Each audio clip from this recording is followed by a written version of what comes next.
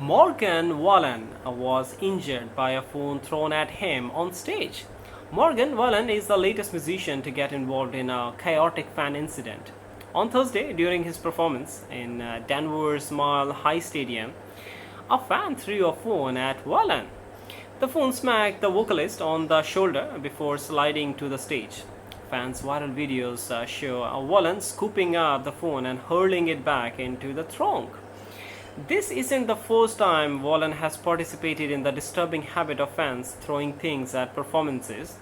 He had previously been smacked in the face with a thong at a concert in Minneapolis just a week before, on June 21st. In that occasion, Wallen hurled the undergarment back into the crowd. Such fan behavior has had an impact on numerous musicians, including Bebe Rexha, Harry Styles, Ava Max, and Kelsea Ballerini. Despite the setbacks, Wallen is continuing his one night at a time world tour, which began in April in Indianapolis.